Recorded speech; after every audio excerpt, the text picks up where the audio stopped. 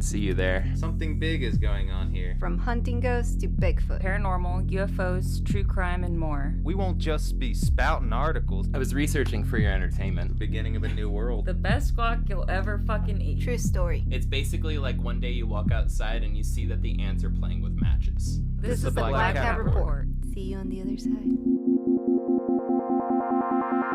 Few things in the world inspire the imagination more than the open sea.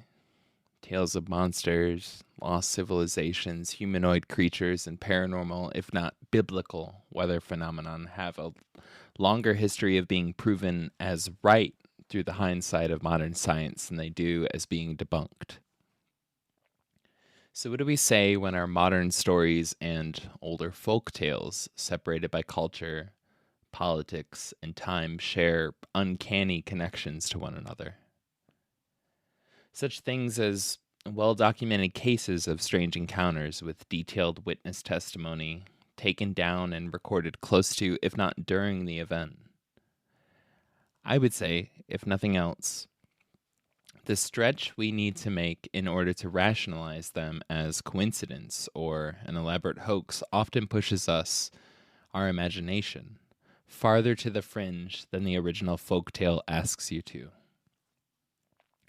Our show today takes us from the shores of samurai-era Japan to the desert plains of Nevada in the American Southwest, not by boat, but by breadcrumbs. We are the Black Cat Report, and this is the fascinatingly strange tale of the Utsuro-Bune. What does that mean? Hello, everyone, and what... Utsuro-Bune, it means hollow boat, hollow ship. Yeah. Utsuro literally means like hollow or like empty, and bune means like ship or boat. Oh. So hollow boat, hollow ship. Yeah. What is this episode about? Oh, you gonna find out, girl. God damn it. The script here got your answer. So Ooh. hello, everyone, and welcome to episode 21 of the Black Cat Report. Yay! We made it past... Y'all, we are legal. Yo! What? Brah. We're legal. My name is Gil, and with me today are the incredible co-hosts of the show, Betsabe Hola. and Selena. Hello. Joey, unfortunately, fortunately, super excited for him, is out this evening, finishing up the last day of recording vocals for his group Straw House, which we will be including a link to in this episode's show notes, so make sure to hop over there and give him a listen and follow if you dig it, which I'm sure you will. Yeah, great music. Yeah, for real. Also, their music video, not gonna lie, kind of fucking awesome. Just want to throw that out there. It's just really, really good. Probably the best music video out there. Yeah, it's like not even a music video. It's not even a movie. It just is an epoch. It is. You know? Just is. Like Homer's Iliad and Odyssey, they just are. You know what I mean? Mm-hmm. And that's agree. the video which the music happens to be correlated to. So, Yes. well, today's story brings us to Japan in the year 1803 with the shogun, who's basically a military dictator ruling over the country by the blade of the samurai. To put this further into context, it was a full 74 years before, as outlined in the documentary The Last Samurai, Tom Cruise would come in and save everyone. Yay, Tom Cruise. Yeah, I love him. Hi, Tom. Hi, Tom. Well, jokes aside, this is the time period you are probably picturing when you think of samurai-era Japan, right? It wouldn't be for another 64 years that the shogun would be knocked down a few steps and imperial rule would be restored in 1867. But I digress from the history lesson. Let's get to the strangeness. It was on February 22nd, 1803, off the eastern coast of Japan in a region now known as Ibaraki Prefecture, that a crew of fishermen would spot something strange bobbing up and down among the freezing waves as they pulled in their nets. At roughly 18 feet wide, it was huge and round, with the appearance of a wide-mouthed bull floating upside down. Curiosity spread fast amongst the crew, and when one of the fishermen yelled out what they were seeing, the captain didn't hesitate in ordering the men to drop everything they were doing and to sail over so they could take a closer look. As they drew near, and the object began to come into focus, they noticed the visible portion floating above the water was made of what they assumed to be a rosewood painted red. While along the wider periphery, there were strange windows made of either glass or crystal. This is a big deal.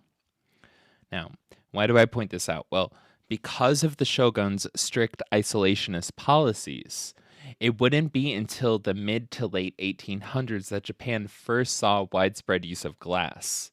This is why, still to this day, the white waxed paper windows and doors are still commonly used between rooms inside of Japanese homes. Yes, Interesting. I'm not gonna lie. Like, I literally did go down a rabbit hole researching the history of glass in Japan, and I'm not ashamed to say that it's actually pretty damn awesome and tied to a lot of important points in history. Like, it's like, why is Japan like one of these like only places where there's like these wax white paper doors and they're like incorporated in all of architecture and stuff like that? And it was like policies going into like the mid to late 1800s where like the shogun, basically they were so isolationist because like before the shogun popped in and the samurai rule kind of like popped in the country, Christianity started to spread. And part of the reason why they got into a military dictatorship was the shogun was basically like, no. Fuck that shit. Fuck these Europeans coming in with this shit. We're kicking all you motherfuckers out. We're keeping ourselves Japanese. Like, fuck this other shit. And they were like super hardcore isolationist. Well, naturally that led to things like craftsmanship not spreading into the country. So for hundreds of years, we're talking like the 1500s, 1600s, 1700s, right? While windows and things like that were going past the classic like cathedral, right? The Catholic like pane windows and stuff like that, or stained glass windows. Like while they were evolving from that into clear windows, in Japan they were still sticking with waxed paper windows because they kicked out all the motherfuckers that were developing that. And so they were hundreds of years behind it, and that kind of in current day, that kind of brought it up to the point of like mid to late 1800s where like people were still using it. It's considered traditional, life has formed around it. And so even still to this day between bedrooms and like houses and stuff, they still have those classic, light wood, bamboo doors with wax, like white paper between them. And like that's why that's a thing. I thought it was fucking cool as hell when I was like, oh, this makes sense now. Fact. Yeah. And fun fact, on top of this, Betsabe, is the wax paper's porous, and since Japan has there's a belief, a cultural understanding where it's just like you can always take off more layers of clothes when it gets hot, right? You can always put on more clothes when it gets cold, right? To get warmer, but you can only take off so many layers of clothes when it gets hot. And so literally one of the most commonly searched questions on Google around Japanese like windows and houses is, why are Japanese homes so cold? Right? And Oh, wow. and the wax paper windows in houses were meant to allow moisture to come in and out during the very intense summers, right? And so in the winter, they were like, we can heat up a single room. We can heat that room really fucking like well. We can keep people comfortable. Everything's Gucci. And like everything's fine. And then in the summer, these wax paper windows actually allow humidity and stuff to transfer outside of the house. and so it helps like to handle humidity, which is something that landlords in North Carolina who refused to install central air could really stand to learn. So, anyways, Hint, hint. had to take a jab. But anyways, moving past that, this is No, why that's awesome. That's such an interesting thing to know. And they're like saving money and electricity. mad money, bruh. Like, Yeah. Spectrum or whatever the fuck our Dominion, right? Fuck them. Fuck our gas company, okay? Like, they don't need the money. We just need wax paper Yeah. windows. Nah, I'll be down. I'm down, right? Fuck this. We're bringing it back / over. So once they did pull alongside of this weird thing that was floating in the water, a member of the fishing crew leaned over to the edge of the ship and knocked on the side of this craft with his knuckles, right? So Braver than I am. right. Well, the important thing here is the moment that he knocked, it was obvious to everybody that it was hollow. So you have this massive, massive thing floating in the water that's completely hollow. And it has windows, which, for the people of the small fishing community, they had no goddamn clue what the hell, like, where the hell this would have came from. Like, windows weren't a thing, right? Glass was barely a thing in feudal Japan at this point. So the fact that there was like windows on this weird semi-smushed Christmas ornament looking thing floating in the water was like, what the hell are we looking at, right? Well, whatever the plans for the day that they had were thrown out completely by this anomaly now within reach.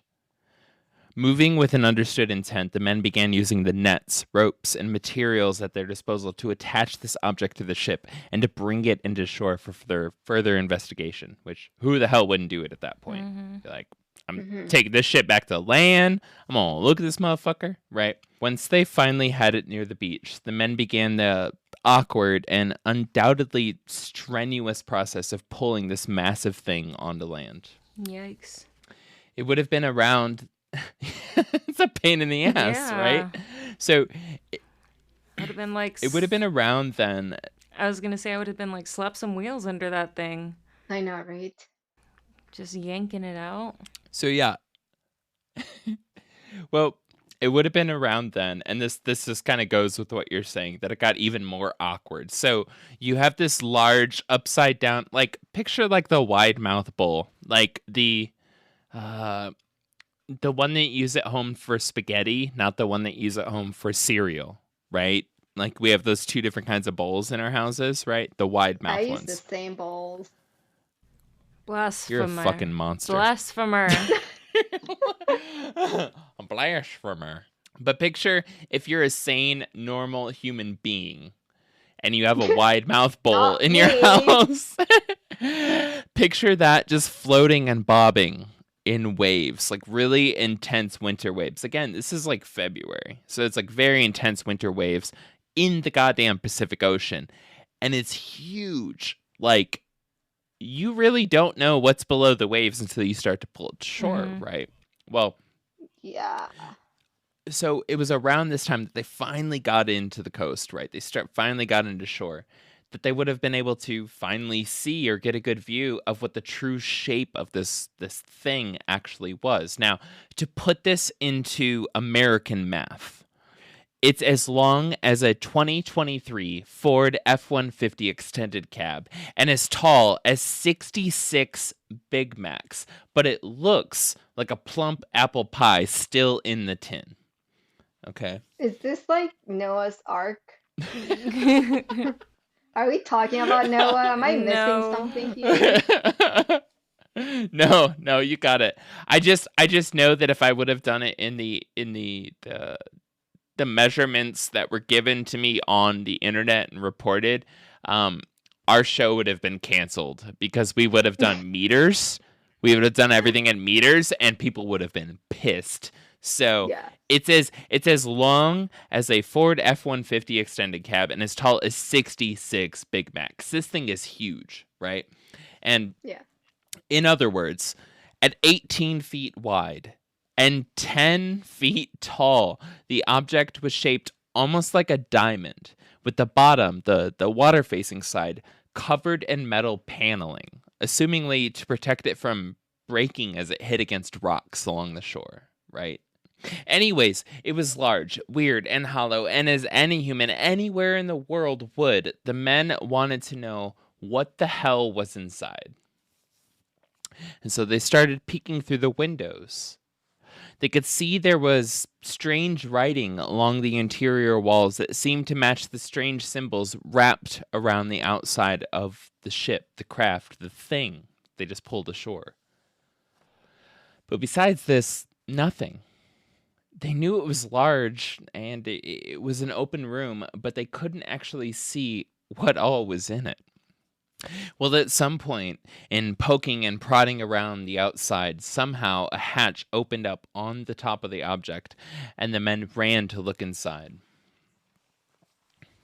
It was well built, comfortable, with bedding and sheets, like a cabin in a modern-day yacht. There was a bottle of water, cool. Right? Mm-hmm. Yeah. There was a bottle of water, partially eaten cake, meat, and, in the loose translation of the men who were there at the time, a gorgeous 5-foot-tall, red-headed white woman with white hair extensions. White hair What? extensions. Yes. She sounds crazy. There was a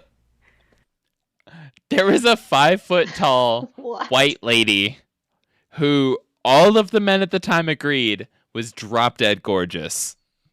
Ooh. with I need a white picture of that. hair extensions. Yeah, she sounds cool. Betsy, this is your option. This is your chance to throw in to plug your influencer friend, who also happens to be about 5 foot tall and redheaded with pale skin. Not to knock Oh my somebody for being God. pale, but like literally, like I was doing this and I was like da da da da da da, and I was like, wait a second, I know an Instagram influencer who follows us who literally fits this bill. Who would play She's her? not Who an would play her? influencer. She's totally an influencer. How is she an influencer? I was so confused. I was like, what? Oh my god, I will send you photos. Influencers like get paid and stuff, and they influence. She Well, just she posts should be an pictures. influencer. She should get paid, yeah. But she Yeah. doesn't post or sells anything besides just the dog. The influencer for hire, Betsabe's friend. Go. Oh my God, Victoria, we're talking about you, obviously. If you're listening, you better be listening. This is you. She would love this too. Like she would love to be in a movie about this Utsuro-Bune, or how do you say it? Utsuro-Bune. Utsuro-Bune, and she would be like the perfect actress for this like movie. Just come out with her tiny dogs. Yes. Yes. Yes. But like, Basil. Betsabe, you literally in our a fan of the show, a hardcore fan of the show, and your friend, literally meets the description of like a bunch of dudes get together and they're like, oh my god, like gorgeous 5 foot tall, white, red-headed woman steps out of the ship. Like this is what happened, right? That's So badass. With white hair extensions. with So, like, white hair silver hair? extension. Yeah, Yeah, she's Victoria wild. needs to get some white. Yeah, Yeah, no, that'd be really cool. she's Okay, clubbing so before how did they clubs. know there were extensions? Like, did they look at her hair and like find out that there What were if her hair was extensions? just cut short and then she just had like long white strands coming out? What if it just looked jacked up? I know, it's like, And they're like, she's so why hot. is it like extensions? I know. Like she's all Look. jacked up. She's like, look, I got into a fight with a weed eater. I know. This It's been a long day, a long month. See how Yeah. it was trapped inside of that hollow cork? Well, some shit happened before then, and let me tell you. I know. There's not even like, was there a bathroom, a shower in there? This poor I- lady. I have been wondering that this whole time. There I has think been. about stuff like that all the time. I do She too. doesn't I've poop. been like, She's Like, a where did she lady. go to the bathroom? yeah. Oh, that makes sense. That makes sense. Yeah, true. Ladies don't poop. Mm-hmm. Um, Mm-hmm. And but she But where did she just pee? she just pees in the corner. yeah. But respectfully, The whole thing is a Like- corner because it has no corners. Wah ha ha ha ha. True. why do I go to a Ba-dum, round ba-dum. church so the devil can't corner me? But oh, that's a bad joke. It's so old. Anyways, Nice try. Also, like, where did she get the extensions from? Like, where did she buy them? And like, I feel like back then that wasn't like a thing.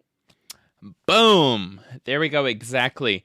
This is weird for a number of reasons. So while she everybody, all of the historical records, and there's actually for it being a kind of like isolated fishing village, a number of miles north of Tokyo in feudal Japan, there's actually like a lot of documentation around this event.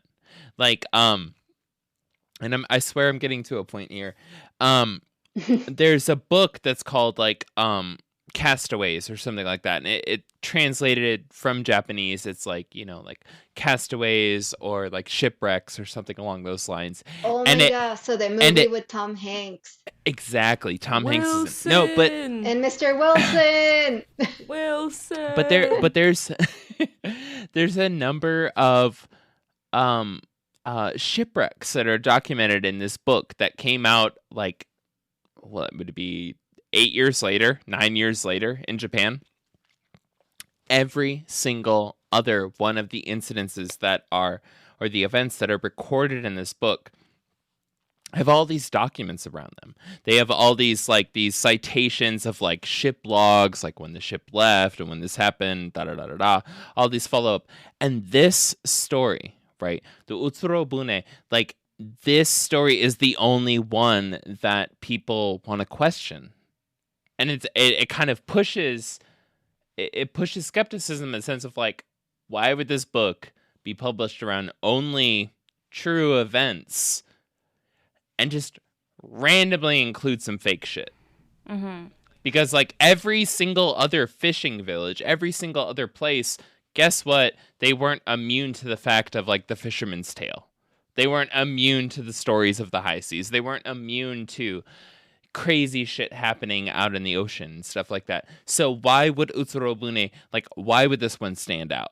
Why would they be like, oh, we'll let this one in, but fuck all you other guys? Like, that doesn't make any goddamn sense. Like, literally every single other one of like 100 and something recorded events. Yeah, totally legit. They can track it. It's fine. And then Make Utsuro-Bune, yourself a they're hot lady. boom.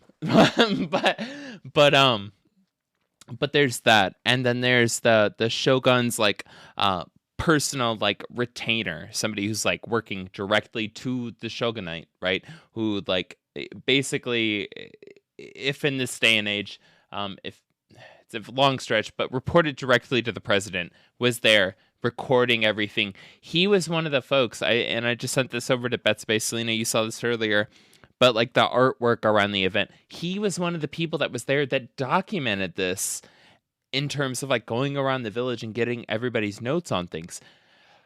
Now to get back to the hair extensions, which I know every one of you want to know about.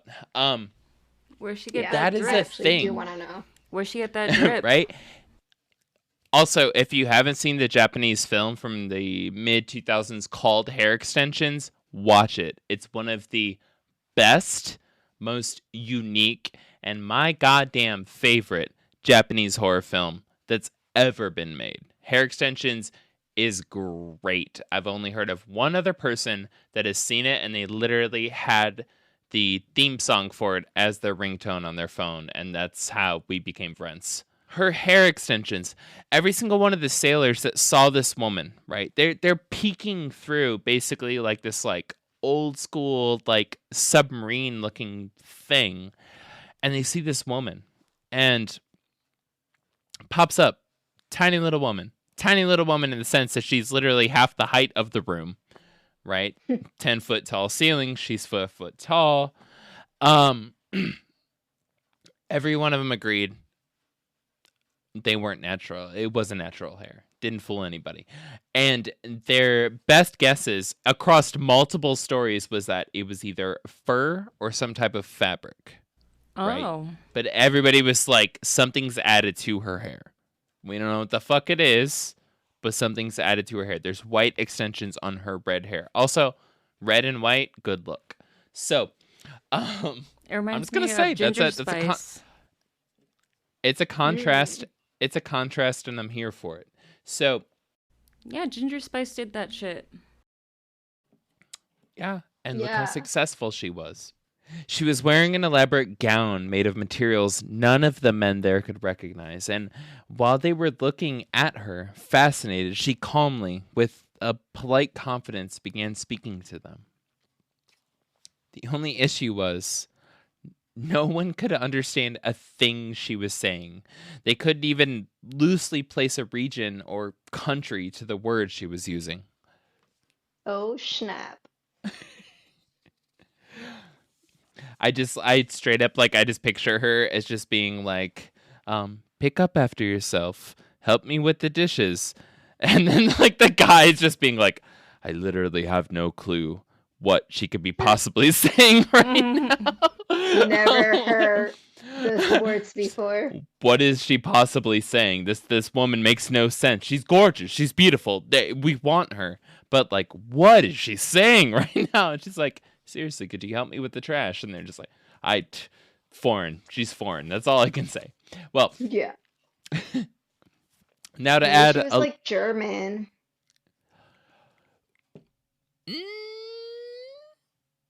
Anyways, so now to add a little more intrigue to this story, we have to point out in her hands, she was holding a rectangular wooden box. It was a light-colored wooden box. As the fishing crew along the shore made eyes at the box, the woman pulled it closer to her. Well, she was polite in literally every way and non-threatening. It didn't take understanding her language to know going near the box was off limits, right? So she was making a very strong impression of like, like, don't matter language, don't matter culture, don't matter time period, don't matter exposure to other cultures, Like, it was clear. She had a large-ish rectangular wooden box. Get the fuck away from my wooden box. Look at my ship. Look at me. We could try to talk. Everything's totally great. Everything's Gucci. Don't fucking go near this box. Me with my Right? Amazon Weird. packages. Oh, no. I'll fucking stab a motherfucker. That's the only reason why I got a knife in my jean pocket every goddamn day is for my Amazon addiction. Anyways, That's right. so regardless of the awkward tension around her box, they decided to leave the weird craft. Thank you, somebody, for catching that joke. They decided to leave the weird craft on the beach and escort the woman into town. Sure they This- did. So they just straight up, like, you know, she popped out of the top, out of the hatch or whatever. She came out. And they all were just like, all right, we're going into town now, basically. After, Yeah. I'm sure, a lot of awkward, like, trying to translate meanings for things, they were like, okay, we'll go into town, you know? I wonder if they would have done the same thing if she wasn't hot. You know, like if she was just like some not hot lady, they probably would have been just like, okay, bye. Good luck. I think at this point she had, like, Ferrari status. You know what I'm saying? Where it's just like she straight up like pulled up to their beach in the equivalent of like a Ferrari. Like this is like some intense, very perfectly like immaculately built, like rosewood painted craft with like steel plates lining the bottom, like a whole goddamn like bedroom that's as nice as a house on the inside. She just pulled up on shore. Like, especially at a time where it's still, I mean, and it would be definitely later, like under debate about like prince and princess and like royalty as like being the most Mm-hmm. legitimate heir, right? Because this is before their military rule, the samurai rule, right? The shogun rule, lost to people that wanted to bring back imperialism, that wanted to bring back an emperor, right? So like Mm-hmm. whoever the fuck's got something that nice is royalty, right? Yeah, they were like, And she like, definitely has money. oh, oh yeah, like rosewood, that much rosewood. I used to make plugs back in the. I'm getting super sidetracked here. I used to make like plugs, like for your ear, like gauges, whatever. Um, rosewood is a bitch to work with. Like no joke. Rosewood is such a. I remember that. I haven't made it in 10 years. I haven't messed with it, Oh my and like, God, you should definitely get back into that. I'll buy some. the Your hell am I ears gonna aren't have time? stretched. They are. I mean, they're not like they used to, but I can definitely get back into it if I really wanted to. I have very stretchy ear gloves. Well, I'm I'm just gonna say, like, I used to work with rosewood a little bit, and like, holy shit, that wood. Like, I don't know why you would need steel plates on a ship if you were using that wood. Like, rosewood is so intense, right? Um, thick woods, dense woods are that way because they take longer to grow. Obviously, more matter, more buildup, and stuff like that. Like an oak tree is denser than a maple tree. Maple trees grow really quick. Oak trees take forever. Um, Welcome to the listener break. Thanks for listening to the Black Cat Report and the episode on the Utsuro-Bune, or Hollow Ship. We appreciate all the feedback we've gotten from you on our episodes, and so keep liking, reviewing, and subscribing. We want to bring you the best podcast that we can, and every little bit helps. Now let's get back to this seaworthy adventure. yeah. So, regardless of the awkward tension around our box, they decided to leave the weird craft on the beach and escort the woman into town. With the same calm composure and careful protection of her box, she walked with the fishermen into town. The plan was very simple: find the village elders and ask them what the hell they should do. This is a weird situation, right? You just found a lady floating out at sea with a ship or thing that you mentally can't even process, right? And like, what do you do? You know, what? Hit up the oldest person in town and be like, so, you ever see this before? Well, in the meantime, waiting on the elders to get to where they took the strange woman, a crowd began to gather. Now, this was the eastern coast of Japan, facing the Pacific Ocean, meaning the closest real landmass the woman could have came from would have been thousands of miles away. Like, and again, this was during an intense period of isolationism in Japan. For a lot of these folks, this may have been the first time they had ever seen a human with her features. And even by today's standards, the way she arrived wasn't exactly normal. Okay, so like for the Shogun period began in the 1600s, right? Where they were like, fuck you, outsiders, get the fuck out. Y'all are spreading Christianity and a bunch of other bullshit. We don't want nothing to do with that. This was the 1800s. So 200 years-ish of like, Europeans get the fuck out, you're limited to this space, da-da-da, influence, this and that and the other. A white lady showing up, what the fuck? Right? In a rural fishing village. Okay, not normal. Let me put it that way. It's like the Little Mermaid in the future. Loki, future Little Mermaid in the past. so, and so while they waited, everyone began to speak their 2 cents, right? So what they should do and why, and so the strangers sat, listening to the heated conversation bouncing back and forth in the room, and all she really had, assumedly, right, at the time was like the tones and the expressions to help her vaguely translate the situation. She didn't know their language either, right? So she's just watching people in a room as villagers are coming in, staring at her, looking at her as a spectacle, and just like trying to figure out what the fuck's going on. She's just sitting there with her box, right? With her box. All this kept going on until the elders finally came. And here's where a strange moment in the village's history gets compared to an even stranger moment in the village's history. In some far-fetched but still relevant way, there actually was a living memory of something like this happening before this moment. So it was like deja vu. Sort of. You see, a woman years and years and years and years and years ago had washed ashore with a man's head attached to a board. That's not cool. Yeah. Woman washed ashore mysteriously with a man's head literally attached to a board. And this is what the elders remembered happening. Damn. It was her lover's head.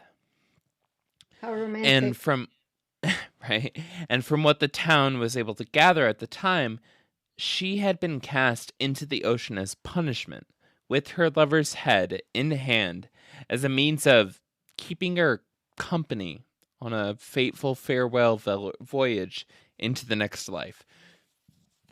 She had committed a huge faux pas. She had cheated on her royal husband, a prince, a king, whoever the fuck, and had this lover. It was caught. It was public. And basically the folks were like, look, like, we gotta do something about this. But like, and fuck this dude. He's like lower class. Chop off his head.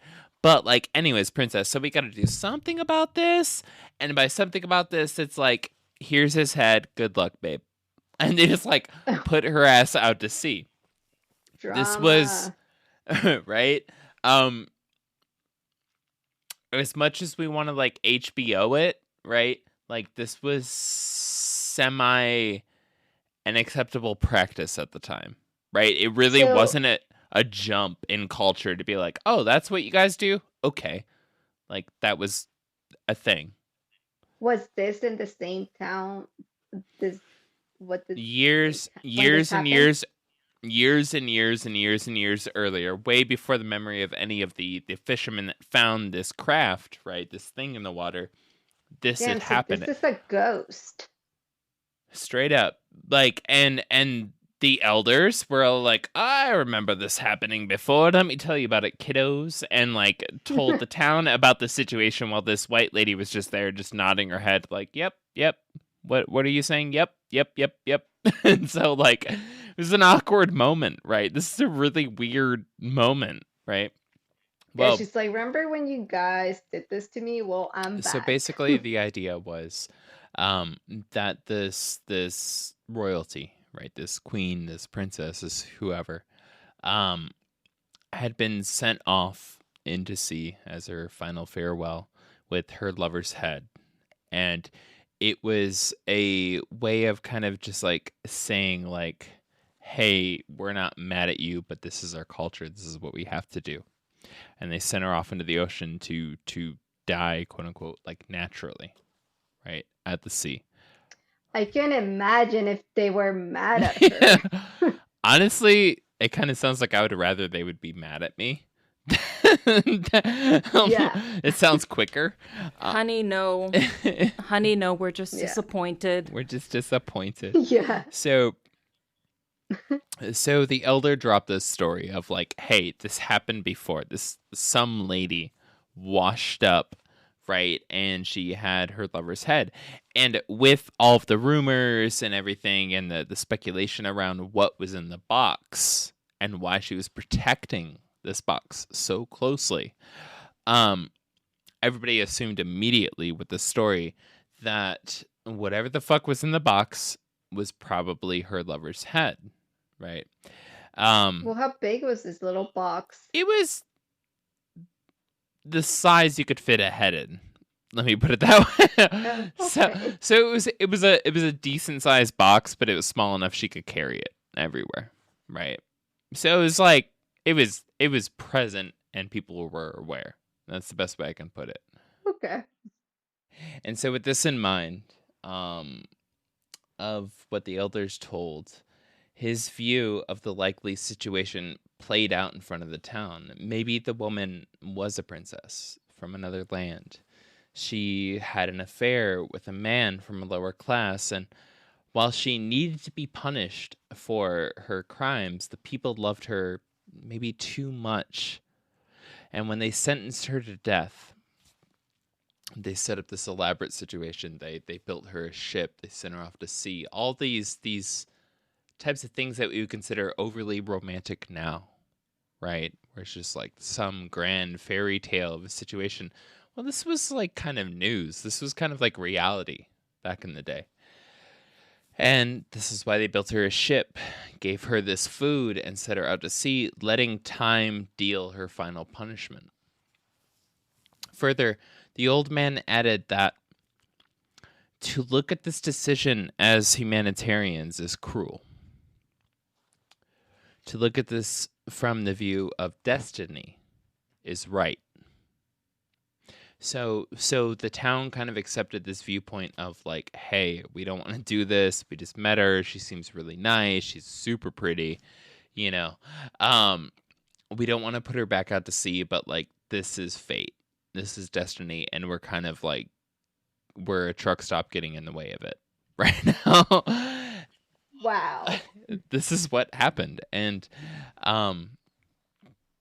after a very brief discussion, it was finally determined that the best course of action was to cast her back out to sea, back on her way. Oh my god. And this was the only correct decision that the town could make. Jesus Christ. It's like, hey, you just got here, but you gotta go back. What if it was her fate to be I found? know. What if it was her fate to be People are found? idiot.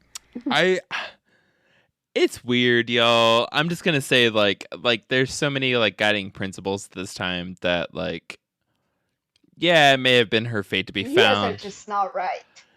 Yeah, I'm just this is one of those stories where it's just like I'm glad I'm born in the time period I'm born in. And really, Yeah, there's definitely. there's not a lot of stories that make me feel that way. I'm gonna give credit to that. I'm just gonna be like, Yeah. you know what? Actually, it's okay right now. Yeah. You know, so This whole story just sounds like an anime. low key, yeah. Well, so the villagers, they took her back and followed her, and the thing is like she walked with like no hesitation back to her ship.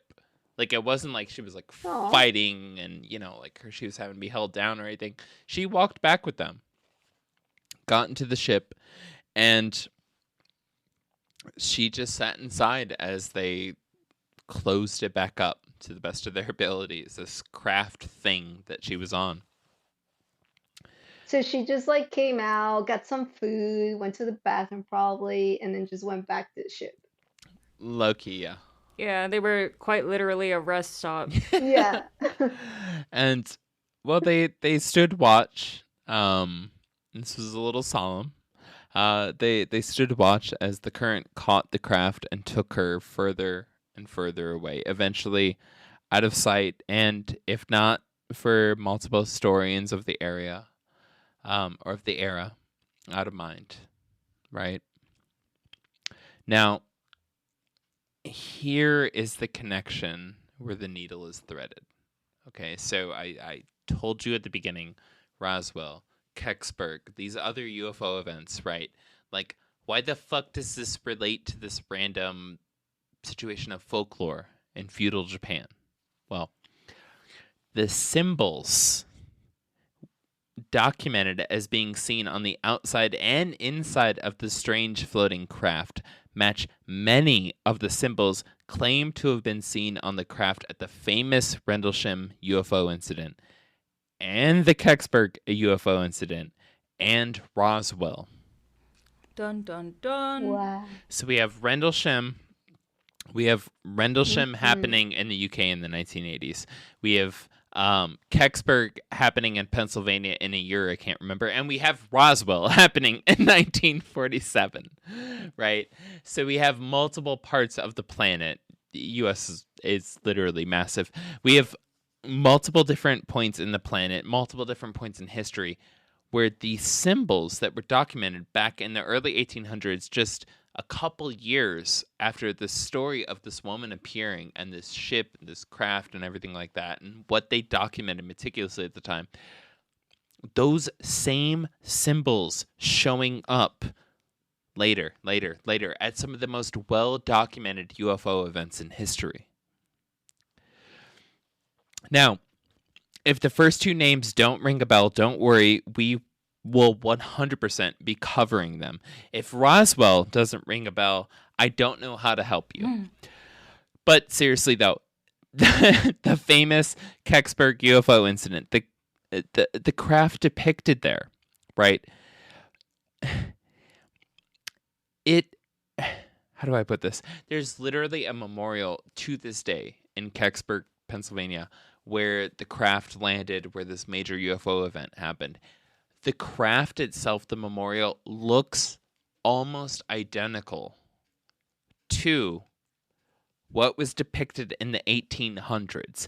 And the symbology on the side of it looks almost identical Crazy. to what they Oh recorded my later. God. This is why there's a connection to all of this, where it's just like, wait, what the fuck? Like, there's a white lady that shows up. It's kind of weird. She doesn't speak their language. It's this and that, and da da da da da, and da da da. And they just put her out to sea. It blurs the line to me between like what is exaggerated and what is folklore, right? Like what has been told in a way over generations that people have tried to find the words to relate to whoever they're telling it to, and that's eventually got written down. Like, it blurs that line and what literally happened, because the symbols themselves were written down early. The story was recorded much later. And so her cake, her meat, her food that was inside of the ship, the way she appeared, the fact that she had extensions, the fact that the clothes didn't make any sense, the fact that they had a difficult time understanding the materials that the ship was made from, that pushes me as a researcher to being like, a UFO makes more sense because unrelated, completely unrelated, before the story reached our continent here in North America, like, stories identified the same shit happening over and over and over and over again across the continent, right? And like, Yeah. especially in like 1947, US wasn't exactly huge on Japanese folklore. In 1947, that was like just a little bit after we dropped an atomic bomb on Japan. Really not huge fans on culture at the time, right? And Definitely not. yeah, and so to say that somebody at the time was, at the time of Roswell, was trying to hoax Roswell and connect it to the story to make it more mysterious, make it deeper, there's no way in fucking hell that they were able to make this connection.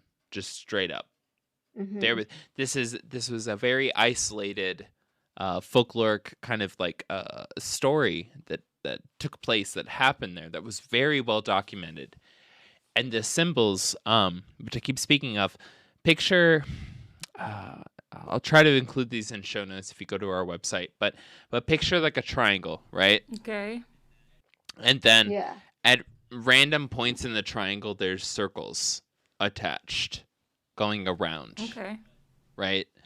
But the exact position, the exact angle, the exact everything match up identically with what was recorded in 1803, 1907, or sorry, 1947, the late 1960s, and 1980, between these different UFO events. And these UFO events, again, are some of the most well-documented UFO events in history, some that are still constantly debated over, which means, in my mind, like, there might be something there, right? Nobody's been able to debunk them. They're pretty damn good There's so many books dedicated to him.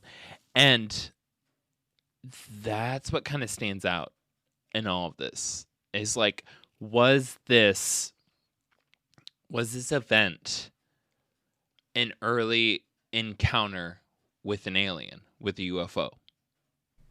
Mm-hmm. A very pretty alien. Very pretty alien, right? But like, was this literally one of the earliest recorded UFO encounters in Japan? An alien encounters in Japan.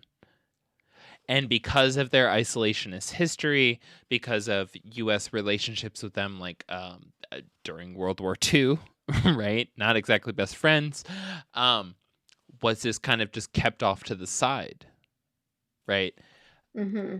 It's the symbols that tie so many things together. And if you look up the Utsuro-Bune, Utsuro-Bune, if you Google that, just Google image search that, I guarantee you the immediate images you will find, you're going to be like, that's a fucking UFO. Mm-hmm. Like, just straight up. Like, Betsabe earlier in the show, she's like, that looks like a UFO. Like, it is a goddamn UFO. And the way that the inside of the craft was explained, the fact that it was like glass windows around the outside and they could barely see in, and there's symbols all around it matches, y'all. And then go and look up the Kecksburg UFO. Don't worry about spelling. I'm terrible at spelling. Google has corrected me a million times. Look up the Kecksburg UFO incident. It looks like an acorn, and it Yeah. matches almost identically to the ship. And then the symbols on it match almost identically to each other, and they're like 200 and something years apart. This is why I wanted to deliver this very, very, very short, tiny, but I would argue very interesting story to y'all today.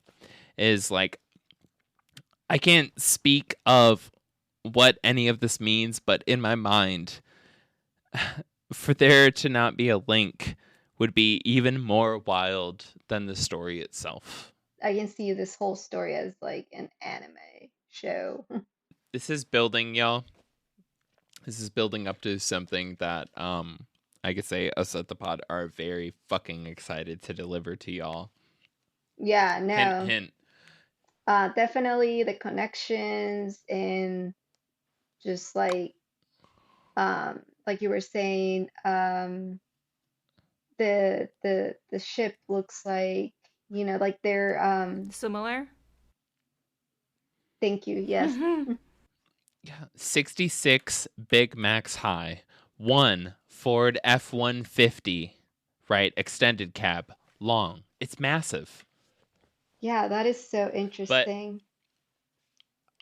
But the second you Google it, like, again, I'm gonna spell this for y'all. Take a moment. Utsuro space Bune. Google that. Look at the historical records from the early 1800s, from when a bunch of different people started recording this event. Hmm. I mean, it could be like two different stories that got mixed too. Like the lady could have just been like a ghost, and then maybe people saw that, but it was just like the UFO itself, and then the lady kind of got added into it because of their town. I don't know. Yeah, there is some really cool work being done by this this gentleman whose name escapes me right now, but he has been obsessed with the story for a long time, and he's been narrowing down this story for about 15 years. That's the version of the story that I tried to deliver to y'all. Mm. There's different variations. It's a 200 over 200-year-old like sea story. Like, guess what? There's variations. It's not surprising. But this one gentleman who might hit up and try to get on the show if we can figure out a way to set up translation and stuff like that. Oh my God. He's been doing some awesome work. Yeah, that's the version I'm trying to deliver here. Like we would There's need an some wilder interpreter. versions. we'll figure it out as we go. We'll hit up a fan, we'll get somebody that's fluent in Japanese, or maybe he's fluent in English. Who the fuck knows? But, I don't know. Yeah, shit. I ain't gonna guess. He's really smart. But yeah, would love to have him on the show. And I do loosely have it in the works to get him on the show. And yeah, but this is a fucking fascinating story. That's all I'm gonna say. Is like, you want to go back to ancient aliens, you want to go back to like some like crazy shit. No, but you want to go back to like the roots of shit. And it's like, this is a goddamn UFO floating in the water. Yeah. And there's a being that comes out. And this being, which any human being, I don't care what planet you're from, even if you were being punished for something that you agreed with, you would not walk willingly back to whatever craft to be set out to sea with some cake and some meat and shit. I know. Like, you'd be like, no, I'm good. Thank you for bringing me into shore. So like, it's a weird situation, but so many people like agreed that it happened, that it was just like, what the fuck? And then we're looking at it hundreds of years before Roswell, and we're like, shit, that looks exactly like a UFO. Yeah. Like, even in my artistic abilities these days, if I had to draw a UFO, it would look half as good as the shit that got depicted for the Utsuro-Bune. Or the Utsuro-Bune. Like, I wouldn't be able to come as close to like drawing a UFO as this depiction is. And it connects to Rendlesham, wink wink, and it connects to Kecksburg, wink wink, and it connects to Roswell. Wink. I'm not going to wink on that. We're never doing a Roswell. But, sorry. Y'all have so many show options. Don't come to us seriously. for Roswell. There's no need. But yeah. Anyways, we love you guys. You guys are the best in the whole fucking world. I don't know what you thought about yourself today. I don't know what people told you about today. Like, when they looked at you and their thoughts in your head, it doesn't fucking matter. The point is, you are the fucking best, and we love you. Aww. And always reach out to us. We're on Instagram, right? I never use Facebook. We're on Discord. We do use that. Hit me up on Twitter. I will get notifications. And you guys are the fucking best audience on the planet. And thank you so much for existing. And Thank you. happy goddamn holidays. And if it's not a holiday where you live, make it one, motherfucker. Thanks so much for listening to the Black Cat Report in our episode on Utsuro-Bune. She sounds like one hot ghost FO. Or maybe UFOst. Anyways, keep listening, reviewing, and subscribing to us wherever you get your podcasts. We are live on Discord. The link is in our show notes, on our socials, and on our website. Please come chat with us and get exclusive pictures and content. You can also pitch show ideas there. We have so much content coming up for the holidays that our St. Nick bags are bursting at the seams. So we'll see you next week on the other side.